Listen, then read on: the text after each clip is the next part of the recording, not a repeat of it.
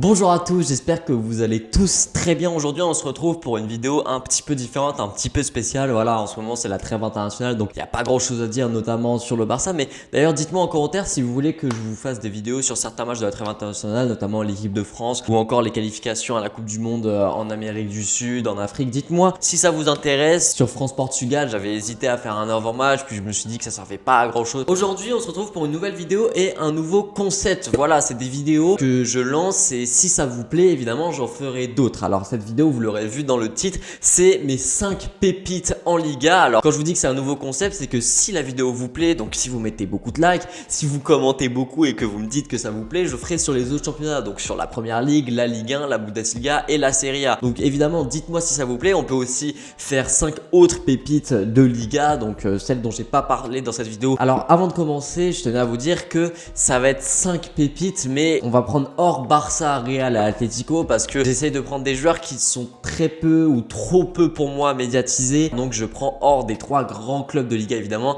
Sinon c'est trop facile, je mets Riqui Puig, je mets Ansu Fati, je mets Federico Valverde, je mets Joao Félix qui sont des joueurs très médiatisés que tout le monde connaît. Le but de cette vidéo c'est aussi de vous faire découvrir des joueurs. Alors on va tout de suite commencer avec le premier joueur. C'est, si vous me suivez sur Twitter, un joueur que j'adore, c'est un petit peu ma petite propagande, j'en parle énormément sur Twitter. C'est l'ailier nigérian de Villarreal, Samuel Chukwueze. Voilà, il a 21 ans. C'est un joueur que j'adore. Ça fait plus de 2 ans maintenant que je le suis. Ça fait même 2 ans et demi, 3 ans que je le suis à Villarreal. Il est excellent. Voilà, c'est un ailier qui est gaucher, donc il peut jouer sur le côté gauche ou sur le côté droit. Mais évidemment, il préfère jouer sur le côté droit pour ensuite dribbler et rentrer sur son pied gauche. Au niveau finition, il a énormément à apprendre et à s'améliorer. Il rate souvent quand même. Il a du mal dans le dernier geste, mais c'est un joueur qui est très technique. Il arrive à éliminer énormément de joueurs en 1 contre 1. Il est quasiment imprenable. Il a une qualité de passe qui se développe petit à petit. Je trouve qu'il s'est pas mal amélioré. Alors je sais pas pourquoi dans ce début de saison avec Villarreal il joue pas énormément. Emery préfère mettre Gérard Moreno à droite alors que Gérard Moreno est meilleur dans l'axe et Samuel Chukwueze et aussi Kubo tire le banc. Donc c'est un petit peu incompréhensible sachant que c'est un joueur qui est excellent. Samuel Chukwueze, voilà, j'aimerais vraiment le voir exploser. Il a seulement 21 ans. Il faut pas oublier que on a évidemment l'habitude des Ansu Fati, des Messi même, des Mbappé, des Ronaldo qui pètent très vite, mais il y a des joueurs qui mettent beaucoup plus de temps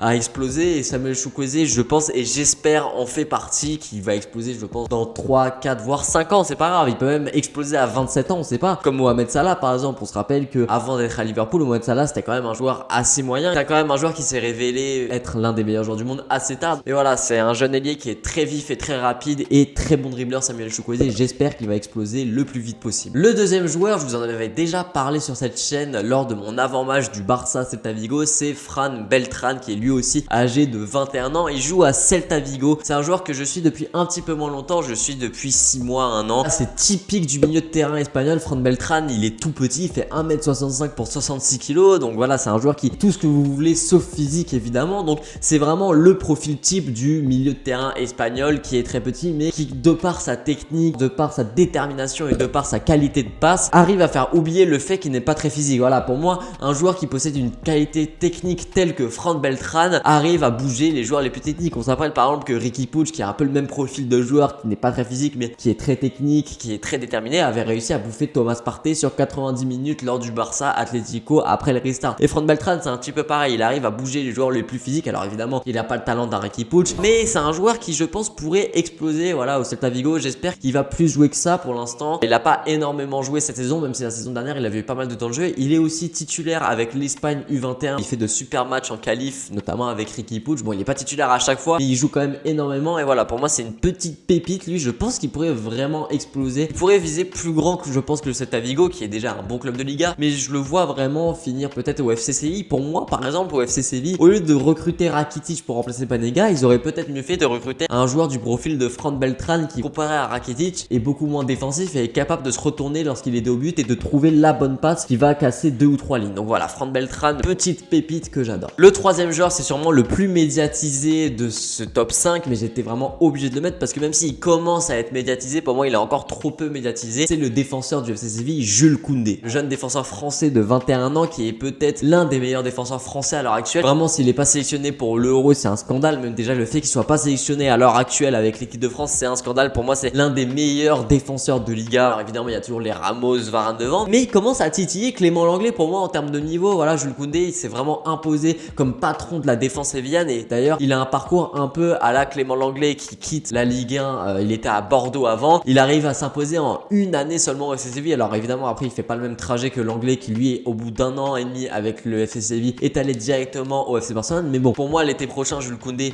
il va sûrement partir du FC Séville pour un gros billet. C'était cet été, je pense qu'il fallait aller le recruter côté Barça. Pour moi vraiment c'est le profil de défenseur parfait pour le Barça, parce que certes il fait 1m85 qui pour un défenseur voilà n'est pas très grand, mais après c'est la même taille que Ramos. Mais voilà, quand on parle de défenseur on s'attend plus à des 1m90, 91, 92, mais c'est un joueur qui a un sens de l'anticipation, qui a un sens du jeu. En fait il a une vision de jeu qui est différente et c'est ce qui lui permet d'anticiper énormément et de faire énormément d'interceptions et aussi de faire de relances parfaites. Et pour moi c'est lui le patron de la défense sévillaine et c'est pas Diego Carlos qui lui a des sautes de concentration. Jules Koundé c'est quand même une masterclass contre le Barça après le restart aussi, masterclass totale contre le Bayern, son match était énorme, et une nouvelle masterclass contre le Barça lors du dernier Barça-Séville qui était pour moi l'homme du match. C'est pas seulement face aux petits qu'il est impressionnant, il est impressionnant à tous les matchs, même face aux gros il sort des masterclass. Et pour moi, même si le FC Séville c'est un très grand club et qu'il vient voilà de remporter l'Europa League et qui peut finir dans le top 3 ou dans le top 4 pour moi cette saison en Liga vu l'effectif qu'ils ont et vu ce que Lopetegui est en train de faire avec cette équipe, mais voilà il pourrait viser plus grand que le FC Séville pour moi. Le quatrième joueur c'est le plus jeune de ce top, il joue à la Real Sociedad, c'est Ander Barrenechea, le jeune basque de 18 ans. Je sais pas si je le prononce bien, Barrenechea. Il a été lancé l'année dernière par Alguacil. On se rappelle que cette équipe de la Real Sociedad nous faisait tous plaisir. Il avait joué pas mal de matchs, je crois qu'il avait joué 17 matchs, donc il avait eu pas mal de temps de jeu. Il n'était pas titulaire évidemment à chaque fois, mais c'est surtout en Coupe du Roi qui s'est illustré avec 6 matchs pour 3 buts et 2 passes décisives pour le jeune Ander Barrenechea. Cette saison, il recommence à avoir un petit peu de temps de jeu. On espère que Alguacil va continuer à lui en donner autant que l'année dernière, voire plus, parce que c'est un joueur qui lui aussi est un ailier comme Samuel Chukwueze, qui est très rapide et qui lui a une très bonne finition pour son âge. Donc ça nous rappelle un petit peu une autre pépite du FC Barcelone qui a un petit peu le même âge, Ansu Fati. Alors évidemment il est moins impressionnant qu'Ansu Fati au même âge, mais voilà c'est ce genre d'ailier très axial qui est capable d'aller marquer et qui pour son âge a une finition exceptionnelle. Et la dernière pépite de ce top c'est un basque aussi, c'est le rival de la Real Sociedad qui joue à l'Athletic Bilbao, le jeune Sanset de 20 ans qui lui aussi a explosé l'année dernière, qui était en équipe B de Bilbao l'année dernière mais qui avait réussi à gratter pas mal de temps de jeu avec l'équipe A et qui là vient d'être promu en équipe A, donc il était numéro 34 l'année dernière et là il vient de prendre le numéro 16. C'est un milieu offensif, donc voilà un numéro 10 pur, le genre de joueur que j'adore, qui sait un petit peu tout faire, qui gère le tempo de son équipe, il a une qualité technique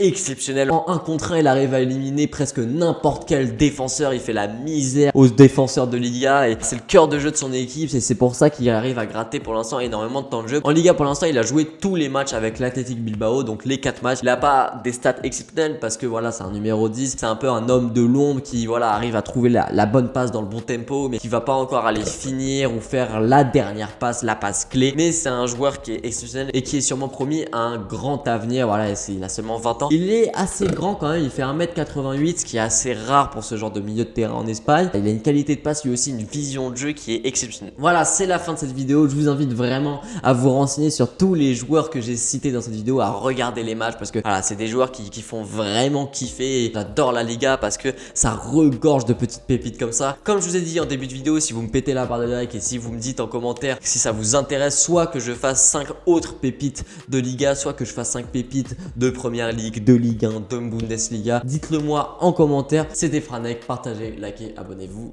Ciao.